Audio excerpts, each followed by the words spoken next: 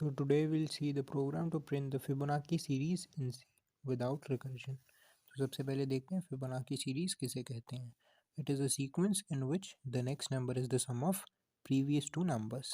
जैसे कि आप देख रहे हैं Fibonacci series लिखी हुई है. आप भी बहुत इजीली इसे लिख सकते हैं. जस्ट आपको क्या पता होना चाहिए इसकी फर्स्ट और सेकंड टर्म. तो फर्स्ट टर्म Fibonacci सीरीज का और सेकंड टर्म फर्स्ट मतलब हमेशा सेम होती है. First term is always 0 and second term is always 1. तो नेक्स्ट टर्म्स कैसे बनानी है उसके लिए आपको डेफिनेशन बस पता होनी चाहिए कि next number is the sum of previous two numbers. तो देखिए नेक्स्ट नंबर यानी कि 1 is the sum of 0 plus 1, 2 is the sum of 1 plus 1, 3 is the sum of 2 plus 1, 5 is the sum of 3 plus 2, 8 is the sum of 5 plus 3, 13 is the sum of 8 plus 5, 21 is the sum of 13 plus 8, 34 is the sum of 21 plus 13. Similarly you can move forward. अब देखते हैं program to print. अच्छा, इसको mathematically कैसे लिख सकते हैं. जो nth टर्म है that will be the sum of n minus 1th term plus n minus 2th term. ठीक है. अच्छा, और ज़ीरो मतलब फर्स्ट टर्म इसकी हमेशा क्या होगी 0.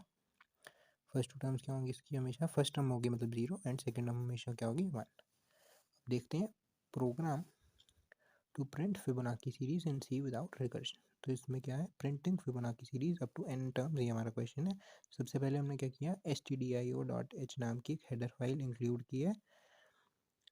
ठीक है. उसके बाद हमने मेन लिखा. मेन हमें पता है हर सी प्रोग्राम की जो एग्जीक्यूशन है that starts from the main function. अच्छा, उसके बाद हम देख रहे हैं एक n नाम का हमने वेरिएबल डिक्लेयर किया. इंटीजर उसका डाटा टाइप है. उसके बाद t1 एंड t2 को हमने इनिशलाइज किया और इनमें ज़ीरो t1 में ज़ीरो वैल्यू साइन किया, t2 में 1 वैल्यू साइन किया. t1 t2 है क्या, these are the first and the second terms of Fibonacci series जो कि हमेशा फिक्स्ड होती है. ठीक है. अच्छा, उसके बाद एक हमने नेक्स्ट टर्म नाम का वेरिएबल बनाया उसे. ठीक है. इंटीजर डाटा टाइप का एक वेरिएबल बनाया. ठीक है. उसके बाद हमने क्या किया printf से हमने enter the number of elements कहा यूज़र को. उसके बाद स्कैन ऑफ कराया और n के अंदर उसको स्टोर करा लिया n वेरिएबल के अंदर. अच्छा, उसके बाद क्या किया हमने फर्स्ट टू टर्म्स जो है हम पहले प्रिंट करा रहे हैं फिबोनाची सीरीज़ की, दैट इज़ उसे printf से करवाया प्रिंट.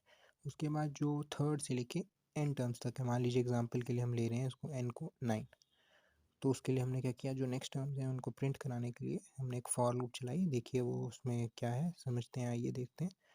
हमने जो नेक्स्ट टर्म यहाँ पे ऊपर वेरिएबल बनाया था उसमें हमने क्या किया t1 प्लस t2 कर दिया, क्योंकि हमें पता है फिबोनाची सीरीज़ क्या होती है, nth टर्म क्या होती है n minus 1 plus n minus 2th term. ठीक है. तो वही हमने यहाँ किया कि अभी हमने यहाँ तक तो प्रिंट करा दिया ऑलरेडी, अब इसके आगे करा रहे हैं. तो ये फर्स्ट टर्म है, ये सेकंड टर्म है, मतलब t1 एंड t2 है. इसमें हमने नेक्स्ट टर्म जो है इन दोनों के सम नेक्स्ट टर्म वेरिएबल के अंदर हमने स्टोर कराया और उसको प्रिंट किया. यानी यहाँ तक पहुँच गए. अब हम 0 प्लस 1 क्या हुआ 1, 0 ये 1 है, तो 0 प्लस 1 क्या हो गया 1. उसके बाद मतलब हमने उसको प्रिंट करवा लिया. अब क्या कर रहे हैं हम ध्यान से देखिए, t1 में क्या किया t2 की वैल्यू असाइन कर दी. ये देखिए ये t1 था, ये देखिए ये t1 था, ये t2 था, ये t3 था. अब t2 के अंदर समझ लीजिए ध्यान से, ज़रा 1 मिनट लगेगा बस. t1 के अंदर जो t1 वेरिएबल था, ये बेसिकली वेरिएबल्स बनाए थे हमने मेमोरी के अंदर.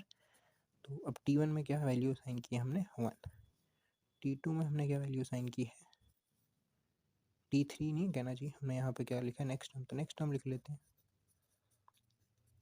ये तो वेरिएबल का नाम है, आप चाहे t3 रखिए चाहे नेक्स्ट टर्म रखिए, जो मर्जी रखिए.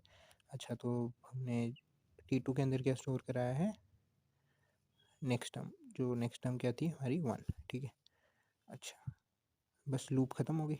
अब मतलब दोबारा से इंक्रीमेंट होगा, यानी कि i इक्वल टू अब हो जाएगा 4. कंडीशन क्या थी i less than equal to n. n अभी हमने क्या एज्यूम किया, मान लीजिए 9 डाला यूज़र ने, तो अभी जो 4 है दैट इज़ लेस देन 9, तो फिर से लूप रन होगी. इस बार जो नेक्स्ट टर्म है that will be what, next term will be the sum of t1 and t2. t1 की वैल्यू क्या है 1, t2 की वैल्यू क्या है 1, तो नेक्स्ट टर्म क्या हो गई 2, यानी हमारे पास 2 आ गया. उसको हमने प्रिंट करा लिया परसेंटेज d से. ठीक है. अच्छा, अब फिर से वही करेंगे. अब t1 वेरिएबल के अंदर क्या वैल्यू स्टोर कराई है हमने, ये देखिए t2 ये था 1, और t2 के अंदर हमने क्या स्टोर कराई नेक्स्ट टर्म नेक्स्ट टर्म अब हमारी क्या थी 2, तो 1 + 2 क्या होगा, समझ रहे हैं ना नेक्स्ट टर्म कैसे आई थी। नेक्स्ट टर्म यहाँ से T1 + T2 से आई थी ना 1 + 1, तो नेक्स्ट टर्म क्या आई थी अब हमारी 2 थी, और उसको हमने T2 के अंदर असाइन कराया, और जो T2 था उसकी वैल्यू को हमने T1 के अंदर असाइन कराई, यानी T1 में क्या वैल्यू चलेगी 1, और T2 में क्या वैल्यू चलेगी नेक्स्ट टर्म दैट इज़ 2। फिर से लूप रन होगी, आई की वैल्यू 5 हो गई, कंडीशन चेक करेंगे वो लेस देन 9 है, यानी फिर से लूप रन होगी, यानी कि क्या हुआ अब 2 + 1 that will be what 3। Next term में अब क्या वैल्यू स्टोर होगी 1 + 2 दैट विल बी 3, उसको प्रिंट करवा लिया। फिर से वैसे ही सेम हमने प्रोसीड करेंगे, और हमारे जो जैसे हमने n जब एंटर किया तो नॉ टर्म्स प्रिंट हो जाएंगी। अच्छा, \t से क्या हो रहा है, it is use to provide horizontal spacing between elements, या मतलब किसी भी चीज़ के बीच में हॉरिजॉन्टल स्पेसिंग प्रोवाइड करने के लिए इट रिप्रेजेंट्स हॉरिजॉन्टल टैब, ठीक है। तो चलिए, this was all about it, thanks for watching. If you find the content useful, like share and subscribe the channel.